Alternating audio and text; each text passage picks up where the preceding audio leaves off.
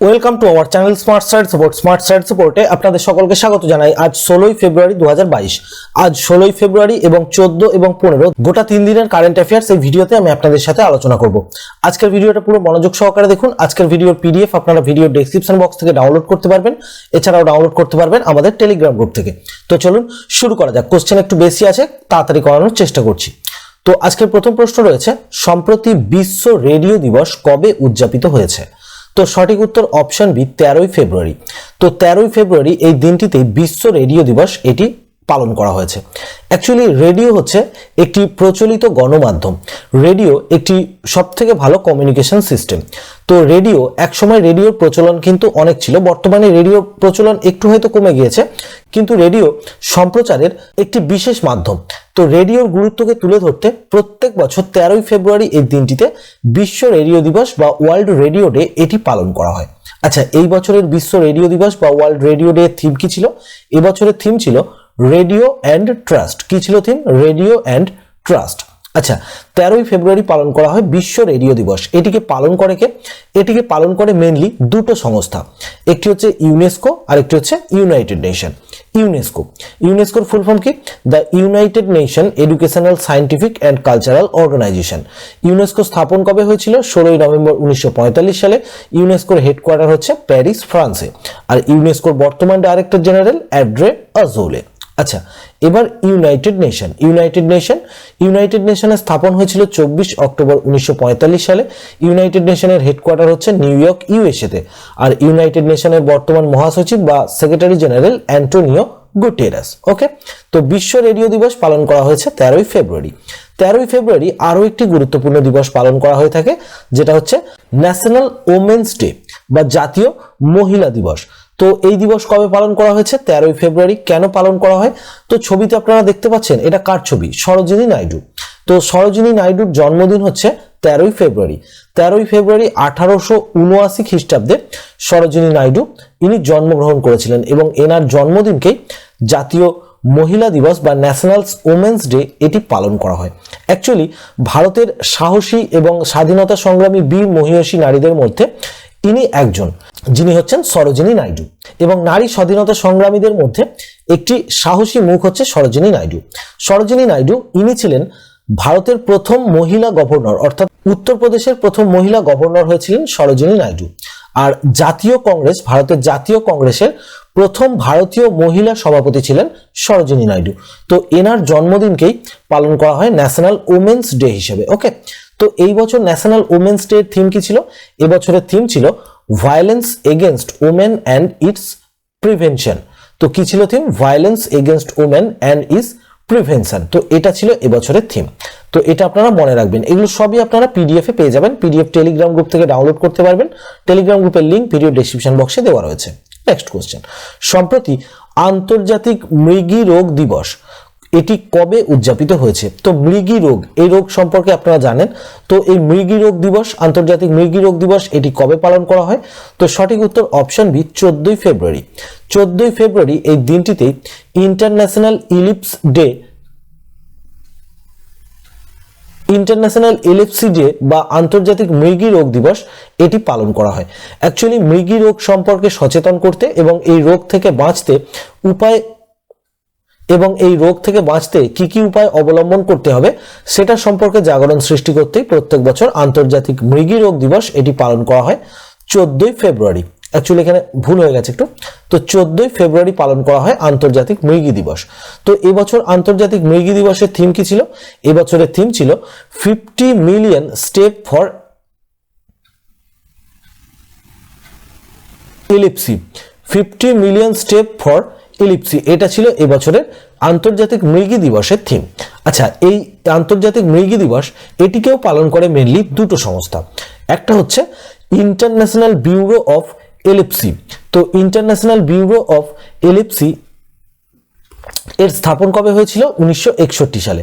এর হেডকোয়ার্টার কোথায়? আমেরিকার ওয়াশিংটন ডিসিতে। আর বর্তমানে আইবিই অর্থাৎ ইন্টারন্যাশনাল ব্যুরো ফর এলিপসি এর প্রেসিডেন্ট হচ্ছেন ফ্রান্সেসকো সোফিয়া। ইনি হচ্ছেন আইবিই এর বর্তমান প্রেসিডেন্ট। ওকে, আচ্ছা, আরো একটি সংস্থা যে সংস্থাটি এই দিবস পালন করে সেটা হচ্ছে world health organisation. World health organisation যা স্থাপন হয়েছিল 7 এপ্রিল 1948 সালে, যার হেডকোয়ার্টার জেনেভা সুইজারল্যান্ডে, আর বর্তমানে এর মহাপরিচালক বা ডাইরেক্টর জেনারেল হচ্ছেন টেড্রোস অ্যাধানম গিব্রেয়েসাস। নেক্সট কোশ্চেন, সম্প্রতি কোন দেশের প্রত্নতাত্ত্বিকরা অর্থাৎ আর্কিওলজিস্টরা একটি প্রাচীন রোমান বসতি খুঁজে পেয়েছেন? তো একটি প্রাচীন রোমান বসতি বা অ্যানিসেন্ট রোমান প্রাচীন রোমান বসতি এটি খুঁজে পেয়েছেন ব্রিটেনের প্রত্নতাত্ত্বিকবিদরা। তো দেখুন, ব্রিটেনের প্রত্নতাত্ত্বিকবিদরা একটি প্রাচীন রোমান বসতি এটি খুঁজে পেয়েছেন। তো সঠিক উত্তর কি হবে? ব্রিটেন। ওকে, তো ব্রিটেন সম্পর্কে তো আগে আমি বলেছি, তো আজকে আর বলছি না, ভিডিওটা লম্বা হয়ে যাবে। নেক্সট কোশ্চেন, সম্প্রতি কেন্দ্রীয় সরকার কোন বছরের মধ্যে কৃষি ক্ষেত্রে পুনর্নবীকরণযোগ্য শক্তির সাথে ডিজেলের প্রতিস্থাপনের লক্ষ্য নির্ধারণ করেছে? তো সঠিক উত্তর অপশন বি 2024। তো অ্যাকচুয়ালি কৃষি ক্ষেত্রে যে ডিজেল ব্যবহার করা হয় সেটা সেচের ক্ষেত্রে বা চাষের ক্ষেত্রে, তো 2024 সালের মধ্যে ডিজেলের পরিবর্তে পুনর্নবীকরণযোগ্য শক্তি এর ব্যবহার করা হবে। ওকে, তো এমনটাই লক্ষ্যমাত্রা নিয়েছে ভারত সরকার, এবং কত সাল পর্যন্ত? 2024 সাল পর্যন্ত। 2024 সালের মধ্যেই সেচের কাজ হোক বা জমি চাষের কাজ হোক, তো সেখানে ডিজেলের ব্যবহার আর করা হবে না, সেই জায়গায় পুনর্নবীকরণযোগ্য শক্তি বা রিনিউয়েবল এনার্জিকে ব্যবহার করা হবে। যেমন সোলার সিস্টেমের মাধ্যমে দেখুন এখানে সেচের কাজ করা হচ্ছে, এবং চাষ করার ক্ষেত্রেও এমন কিছু টেকনোলজি আনা হবে যেটা কিন্তু পুনর্নবীকরণযোগ্য শক্তির মাধ্যমে চালিত হবে। ওকে, তো প্রশ্নটা বুঝতে পেরেছেন, যার উত্তর হবে 2024। অ্যাকচুয়ালি পুনর্নবীকরণযোগ্য শক্তির সাথে ডিজেলকে প্রতিস্থাপন করার জন্য কেন্দ্রীয় সরকার লক্ষ্যমাত্রা নিয়েছে 2024 সাল পর্যন্ত। আচ্ছা, বর্তমানে আমাদের কৃষিমন্ত্রীকে? বর্তমান ভারতের কৃষিমন্ত্রী হচ্ছেন নরেন্দ্র সিং তোমর। নেক্সট কোশ্চেন, সম্প্রতি লস অ্যাঞ্জেলেসে অনুষ্ঠিত হতে যাওয়া অলিম্পিকে নতুন ক্রীড়া স্কেটবোর্ডিং, সার্ফিং এবং ক্লাইম্বিং এগুলিকে অন্তর্ভুক্ত করা হয়েছে। তো সঠিক উত্তর হবে অপশন এ 2028। তো কোন বছরের মধ্যে? 2028। 2028 অলিম্পিক কোথায় হবে? আমেরিকার লস অ্যাঞ্জেলেসে। তো সেখানে 3 ধরনের গেম, নতুন গেম এগুলোকে অ্যাড করা হচ্ছে। তো দেখুন, স্কেটবোর্ডিং, এটা হচ্ছে ক্লাইম্বিং এবং সার্ফিং। তো এই 3 ধরনের গেমকে ইনক্লুড করা হচ্ছে অলিম্পিকে। তো কোন বছর অলিম্পিকে এগুলোকে ইনক্লুড করা হবে? 2028 সালের লস অ্যাঞ্জেলেসে যে অলিম্পিকটা হবে। তো 2028-এর আগেও তো একটা অলিম্পিক হবে, 2024 সালে হবে, তাই তো? 2020-তে যেমন হয়েছে টোকিওতে, যেটা 21-এ হলো, 2024-এ কোথায় হবে? প্যারিস, ফ্রান্সে। 2028-এ কোথায় হচ্ছে? Los Angeles, America. আচ্ছা, 28-এর পর 2032-এ কোথায় হবে? অস্ট্রেলিয়ার ব্রিসবেনে। আর 2036 সালে আমাদের দেশ ভারতে হওয়ার প্রবল সম্ভাবনা রয়েছে। নেক্সট কোশ্চেন, সম্প্রতি ইন্ডিয়া আফ্রিকা রিলেশনস চেঞ্জিং হরিজেন্স এই বইটি কে লিখেছেন বা এই বইটির লেখক কে? তো সঠিক উত্তর অপশন এ রাজীব ভাটিয়া। ছবিতে দেখুন, ইনি হচ্ছেন রাজীব ভাটিয়া। ইনি লিখেছেন এই বইটি, ইন্ডিয়া আফ্রিকা রিলেশন চেঞ্জিং হরিজেন্স। তো এই বইটির লেখক হচ্ছেন রাজীব ভাটিয়া। বইটার নাম কি? India Africa relations changing horizons. বইটির লেখক রাজীব ভাটিয়া। নেক্সট কোশ্চেন, সম্প্রতি প্রাকৃতিক চাষের প্রয়োজনের জন্য জিভা প্রোগ্রাম কে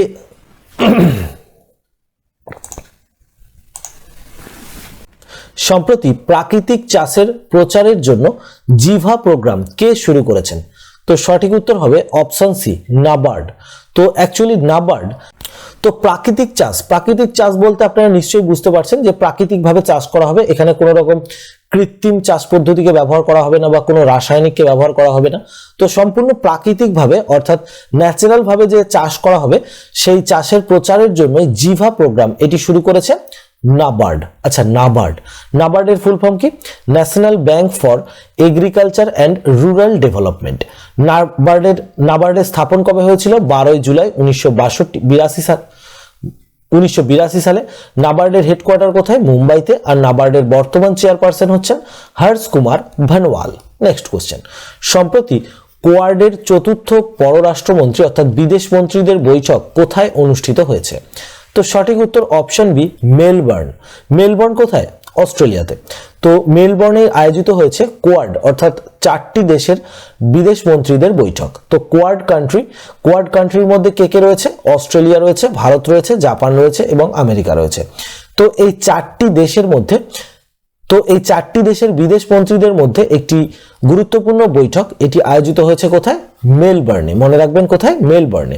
অ্যাকচুয়ালি বিশ্ব আতঙ্কবাদের বিরুদ্ধে একজোট হতে এই বিদেশ মন্ত্রীদের বৈঠক এটি আয়োজিত হয়েছিল, যাতে অংশগ্রহণ করেছিল অস্ট্রেলিয়া, ভারত, জাপান এবং আমেরিকার বিদেশ মন্ত্রীরা। ভারতের তরফ থেকে অংশগ্রহণ করেছেন ভারতের বিদেশ মন্ত্রী এস জয়শঙ্কর। ওকে, আর এই বৈঠক অনুষ্ঠিত হয়েছিল কোথায়? মেলবার্নে। নেক্সট কোশ্চেন, সম্প্রতি আইপিএল এর ইতিহাসে সবচেয়ে ব্যয়বহুল বিক্রিত আনক্যাপড খেলোয়াড় কে হয়ে উঠেছেন? তো সঠিক উত্তর হবে অপশন সি, আবেশ খান। ছবিতে দেখুন, ইনি হচ্ছেন আবেশ খান। তো এনাকে 10 কোটি টাকায় কিনেছে। কে কিনেছে? এটাকে কিনেছে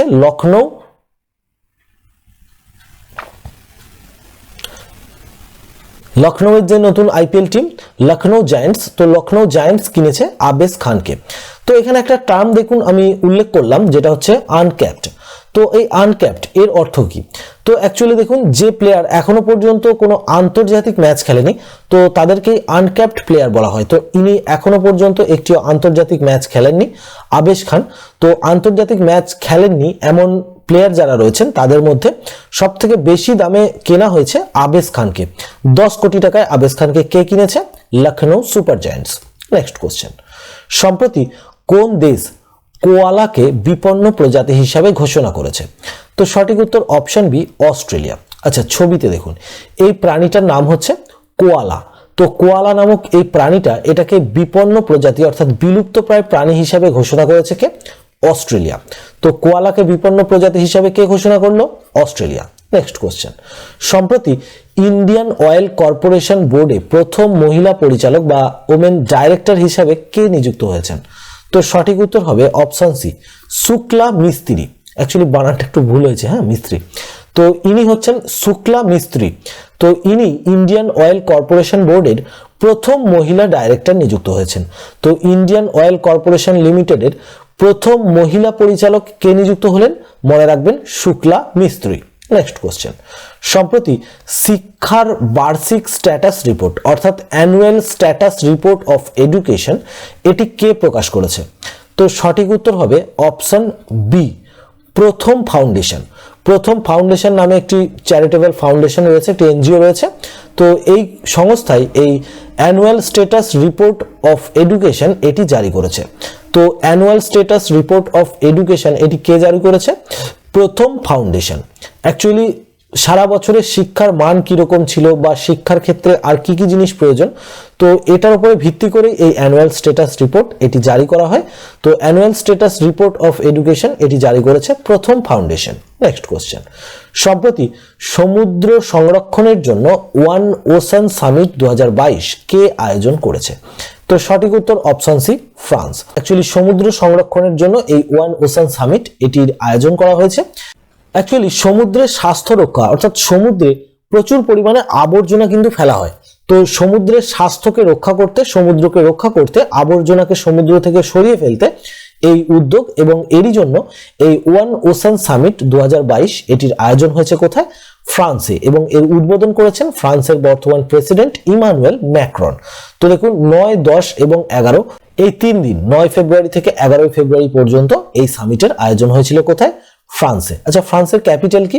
প্যারিস। ফ্রান্সের কারেন্সি ইউরো এবং সিএফপি ফ্রাঙ্ক, আর ফ্রান্সের বর্তমান প্রেসিডেন্ট ইমানুয়েল ম্যাক্রন।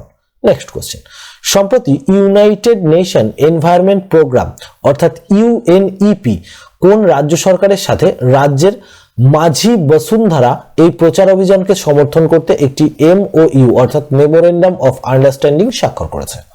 তো সঠিক উত্তর অপশন এ, মহারাষ্ট্র। তো মহারাষ্ট্রের সাথে ইউনাইটেড নেশন এনভায়রনমেন্ট প্রোগ্রাম একটি এমওইউ স্বাক্ষর করেছে এই মাঝি বসুন্ধরা এই প্রচার অভিযানকে সমর্থন করার জন্য। অ্যাকচুয়ালি মাঝি বসুন্ধরা এটা কি ধরনের প্রচার অভিযান?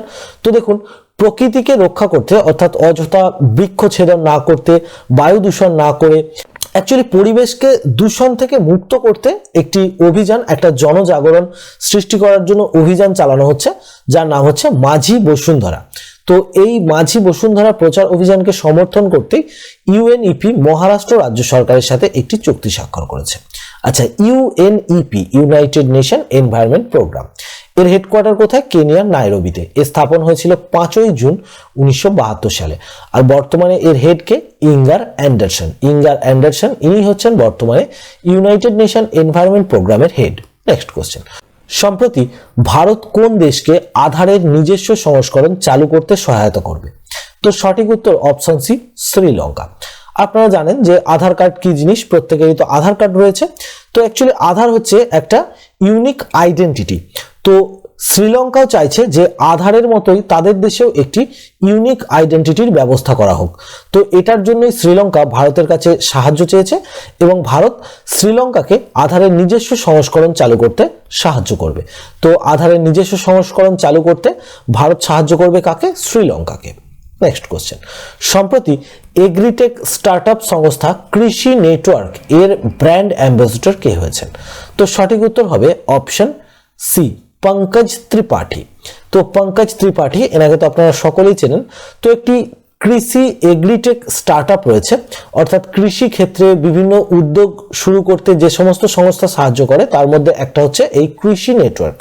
তো কৃষি নেটওয়ার্ক এর ব্র্যান্ড অ্যাম্বাসেডর কে নিযুক্ত হয়েছেন? পঙ্কজ ত্রিপাঠী। নেক্সট কোশ্চেন, সম্প্রতি skill and entrepreneurship development university গড়ে তোলার পরিকল্পনা কোথায় করা হয়েছে? তো সঠিক উত্তর অপশন বি, কর্ণাটক। তো কর্ণাটকেই skill and entrepreneurship development university এটি গড়ে তোলার পরিকল্পনা করা হয়েছে। তো skill and entrepreneurship development university এটি স্থাপন কোথায় করা হবে? কর্ণাটকে। সম্প্রতি remaining health care in India report কে প্রকাশ করেছে? তো সঠিক উত্তর হবে অপশন সি, নীতি আয়োগ। তো নীতি আয়োগ এই remaining health care in India report এটি জারি করেছে। তো অ্যাকচুয়ালি কিছুদিন আগে আমি আপনাদের বলেছিলাম ভারতের প্রায় 30% মানুষ, প্রায় 30%-এর কাছাকাছি মানুষ, অর্থাৎ প্রায় 40 কোটি মানুষ, তাদের কিন্তু কোনো রকম হেলথ ইন্স্যুরেন্স নেই। এটা বলেছিল নীতি আয়োগ। তো এটার উপরেই ভিত্তি করে এই remaining health care in India report এটি জারি করলো নীতি আয়োগ। ওকে, তো এই remaining health care in India report এটি জারি করেছে নীতি আয়োগ। নীতি আয়োগ, আচ্ছা, নীতি আয়োগের নীতির ফুল ফর্ম পরীক্ষায় খুব জিজ্ঞাসা করে। নীতির ফুল ফর্ম কি? National institution for transforming India Aayog. NITI আয়োগের স্থাপন কবে হয়েছিল? 1 জানুয়ারি 2015। নীতি আয়োগের হেডকোয়ার্টার নিউ দিল্লিতে। নীতি আয়োগের বর্তমান চেয়ারপারসন প্রধানমন্ত্রী নরেন্দ্র মোদী, আর নীতি আয়োগের বর্তমান ভাইস চেয়ারপারসনকে রাজীব কুমার, আর নীতি আয়োগের CEO Amitabh Kant. Next question, সম্প্রতি নাসা অর্থাৎ আমেরিকার space agency national Aeronautics and space administration এর পার্কার সোলার প্রোব মহাকাশ থেকে কোন গ্রহ পৃষ্ঠের ছবি তুলেছে? তো সঠিক উত্তর অপশন বি, শুক্র অর্থাৎ ভেনাস। তো আমেরিকার স্পেস এজেন্সি নাসা যে পার্কার সোলার প্রোব মহাকাশে পাঠিয়েছিল সূর্যের অধ্যয়ন করার জন্য, তো এই পার্কার সোলার প্রোব রিসেন্টলি শুক্র গ্রহের পৃষ্ঠের একটি ছবি তুলে পাঠিয়েছে। ওকে, তো মনে রাখবেন নাসার পার্কার সোলার প্রোব শুক্র গ্রহের পৃষ্ঠের একটি ছবি তুলে পাঠিয়েছে। আচ্ছা, নাসার full form the national Aeronautics and space administration. নাসার হেডকোয়ার্টার ওয়াশিংটন ডিসি আমেরিকাতে। নাসা স্থাপন কোথায় হয়েছিল? 29 জুলাই 1958 সালে। নাসার বর্তমান অ্যাডমিনিস্ট্রেটর বিল নেলসন। আর নাসার মোটো কি? নাসার মোটো হচ্ছে for the benefit of all. Next question, সম্প্রতি এনসিআরবি অর্থাৎ ন্যাশনাল ক্রাইম রেকর্ডস ব্যুরো এর মতে ডাইনি অপবাদে কোন রাজ্যে সব থেকে বেশি খুনের ঘটনা ঘটেছে? তো সঠিক উত্তর হবে অপশন এ, ঝাড়খণ্ড। তো আমরা মাঝে মাঝে এটা শুনতে পাই যে ডাইনি অপবাদে পিটিয়ে খুন করে দেওয়া হয়েছে। তো এই এনসিআরবি রিপোর্ট অনুযায়ী ডাইনি অপরাধে বেশি খুনের মামলা কোথা থেকে সামনে এসেছে? ঝাড়খণ্ড থেকে। তো ঝাড়খণ্ডে ডাইনি অপবাদে সবথেকে বেশি খুনের ঘটনা ঘটেছে এমনটা বলছে এনসিআরবি অর্থাৎ national crime records bureau. NCRB স্থাপন কবে হয়েছিল? 11 মার্চ 1986 সালে। এনসিআরবির হেডকোয়ার্টার কোথায়? মহিপালপুর, দিল্লিতে। আর এনসিআরবির বর্তমান ডাইরেক্টর হচ্ছেন রামফল পাওয়ার বর্তমানে এনসিআরবির ডাইরেক্টর। নেক্সট কোশ্চেন, সম্প্রতি কে tennis tournament Bengaluru open ATP challenger 2022 পুরুষদের ডবলস খেতাব জিতেছে? তো সঠিক উত্তর হবে অপশন সি, ওপরের দুটোই। অপশনে তো একটাই আছে, সাকেত মাইনেনি এবং রাজকুমার রামনাথন। তো এনারা উভয় মিলেই জিতে নিয়েছেন বেঙ্গালুরু ওপেন এটিপি চ্যালেঞ্জার 2022 পুরুষদের ডবলস খেতাব। অর্থাৎ মেন্স ডবলস ইভেন্টে এই বেঙ্গালুরু ওপেন এটিপি চ্যালেঞ্জার এটি জিতে নিলেন কে? সাকেত মাইনেনি এবং রামকুমার রামনাথন। ওকে, তো এনাদের দুজনকার নামই মনে রাখবেন। সঠিক উত্তর অপশন সি, ওপরের উভয়ই। নেক্সট কোশ্চেন, সম্প্রতি কোন দেশের সাথে জম্মু ও কাশ্মীর সরকার ভেড়া পালন খাতে উন্নতির জন্য একটি চুক্তি স্বাক্ষর করেছে? তো সঠিক উত্তর হবে অপশন সি, নিউজিল্যান্ড। তো ভেড়া পালন ক্ষেত্রে অর্থাৎ ভেড়া পালন সেক্টরগুলিতে উন্নয়নের জন্য জম্মু কাশ্মীর সরকার কার সাথে চুক্তি স্বাক্ষর করেছে?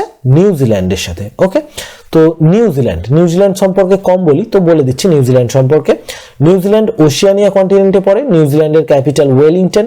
নিউজিল্যান্ডের কারেন্সি নিউজিল্যান্ড ডলার। নিউজিল্যান্ডের বর্তমান prime minister Jacinda Arden. Next question, সম্প্রতি টেবিল টেনিস ফেডারেশন অফ ইন্ডিয়ার নতুন চেয়ারপারসন কে হয়েছেন? তো সঠিক উত্তর অপশন সি, গীতা মিত্তাল। ছবিতে দেখুন, ইনি হচ্ছেন গীতা মিত্তাল। তো রিসেন্টলি এনাকে টেবিল টেনিস ফেডারেশন অফ ইন্ডিয়ার নতুন চেয়ারপারসন নিযুক্ত করা হয়েছে। আচ্ছা, table tennis federation of India এর স্থাপন কবে হয়েছিল? 1926 সালে। এর হেডকোয়ার্টার নিউ দিল্লিতে, আর বর্তমানে এর চেয়ারপারসনকে গীতা মিত্তাল। নেক্সট কোশ্চেন, সম্প্রতি কোন মহাকাশ সংস্থা ইনস্যাট 4B এই উপগ্রহটিকে নিষ্ক্রিয় করেছে? তো সঠিক উত্তর অপশন সি, ইসরো। তো ইসরোর দ্বারা পাঠানো এই ইনস্যাট 4B এই উপগ্রহটিকে নিষ্ক্রিয় করে দিয়েছে ইসরো। ওকে, তো ইনস্যাট 4B এই উপগ্রহটিকে নিষ্ক্রিয় করেছে ইসরোর ফুল ফর্ম কি? ইসরোর ফুল ফর্ম হচ্ছে Indian space research organisation. ISRO হচ্ছে ভারতের মহাকাশ সংস্থা। ইসরোর হেডকোয়ার্টার বেঙ্গালুরুতে। ইসরো স্থাপন হয়েছিল 15 আগস্ট 1969 সালে। ইসরোর নতুন চেয়ারম্যান কে নিযুক্ত হয়েছেন? Doctor S Somnath. আর ইসরোর প্রতিষ্ঠাতা হচ্ছেন বিক্রম আম্বালাল সারাভাই। নেক্সট কোশ্চেন, সম্প্রতি কোন রাজ্যে একটি নতুন স্তন্যপায়ী প্রজাতি সাদা গালের ম্যাকাও অর্থাৎ হোয়াইট চিকড ম্যাকাও এটি আবিষ্কৃত হয়েছে, অর্থাৎ এটিকে খুঁজে পাওয়া গেছে? তো সাদা গালের এই ম্যাকাও এটি কোথায় খুঁজে পাওয়া গেছে? অরুণাচল প্রদেশে। তো এটা বিরল প্রজাতির একটি প্রাণী। এটা বানরেরই একটি প্রজাতি যার নাম সাদা গালের ম্যাকাও বা হোয়াইট চিকড ম্যাকাও। তো এটিকে খুঁজে পাওয়া গেছে কোথায়? অরুণাচল প্রদেশে। নেক্সট কোশ্চেন, সম্প্রতি বিহারের খাদির ব্র্যান্ড অ্যাম্বাসেডর কে হয়েছেন? তো সঠিক উত্তর হবে অপশন সি, মনোজ তিওয়ারি। ছবিতে দেখুন, ইনি হচ্ছেন মনোজ তিওয়ারি। তো রাজনীতিতে এনার মুখ তো আমরা অনেকেই দেখেছি এবং ইনি ভোজপুরি সিনেমার একজন অভিনেতাও ছিলেন। তো মনোজ তিওয়ারি এনাকেই বিহারে খাদির ব্র্যান্ড অ্যাম্বাসেডর নিযুক্ত করা হয়েছে। তো মনে রাখবেন, মনোজ তিওয়ারিকে বিহারের খাদি ব্র্যান্ড অ্যাম্বাসেডর নিযুক্ত করা হলো। নেক্সট কোশ্চেন, সম্প্রতি ক্যান্সার রুখতে কোথায় হোপ এক্সপ্রেস ঘোষণা করলেন স্বাস্থ্যমন্ত্রী? অ্যাকচুয়ালি এটা রাজ্যের স্বাস্থ্যমন্ত্রী। তো সঠিক উত্তর হবে অপশন বি, মহারাষ্ট্র। তো রিসেন্টলি মহারাষ্ট্রের স্বাস্থ্যমন্ত্রী অর্থাৎ মহারাষ্ট্রের হেলথ মিনিস্টার রাজেশ তোপে ইনি এই হোপ এক্সপ্রেস এটির ঘোষণা করেছেন। অ্যাকচুয়ালি একটি উন্নত পদ্ধতির 3D রেডিয়েশন মেশিন ডেভেলপ করা হয়েছে, তো যার মাধ্যমে স্ক্যান করেই মানুষের শরীরে ক্যান্সারের লক্ষণ আছে কিনা সেটি জানা যাবে, সেটার জন্য প্রোটেকশন নেওয়া যাবে। তো এই যন্ত্রের সাহায্যে শহর থেকে গ্রাম সমস্ত জায়গায় মানুষের হেলথ চেক আপ করা হবে বিনামূল্যে। তো এটারই নাম হোপ এক্সপ্রেস। তো রিসেন্টলি এই হোপ এক্সপ্রেস এটি কোন রাজ্যের স্বাস্থ্যমন্ত্রী ঘোষণা করলেন? মহারাষ্ট্রের। তো মহারাষ্ট্রের স্বাস্থ্যমন্ত্রীর নাম রাজেশ তোপে। নেক্সট কোশ্চেন, সম্প্রতিকে বিহারের গঙ্গা নদীর ওপর একটি দীর্ঘ রেল কাম সড়ক সেতুর উদ্বোধন করেছেন? তো সঠিক উত্তর অপশন বি, নীতিন গাডকারি, যিনি বর্তমানে ভারতের সড়ক পরিবহন মন্ত্রী। তো দেখুন, বিহারে গঙ্গা নদীর ওপর একটি নতুন ব্রিজের উদ্বোধন করা হয়েছে।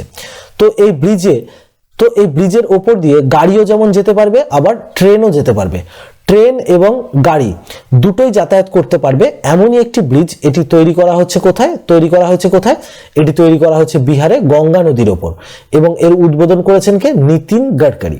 আচ্ছা, অপশনে যদি নীতিন গাডকারিও থাকতো, আবার যদি বিহারের মুখ্যমন্ত্রী নীতিশ কুমারও থাকতো, তো তখন কিন্তু অপশন সেক্ষেত্রে বোথ হতো, কারণ নীতিন গাডকারি এবং বিহারের চিফ মিনিস্টার নীতিশ কুমার এনারা উভয় মিলেই কিন্তু এটির উদ্বোধন করেছেন।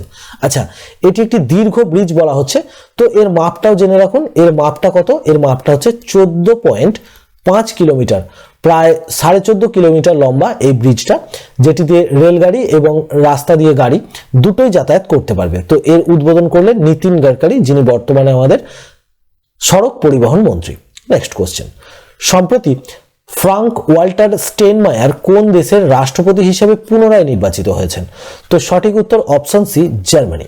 তো ছবিতে দেখুন, ইনি হচ্ছেন ফ্রাঙ্ক ওয়াল্টার স্টেইনমায়ার।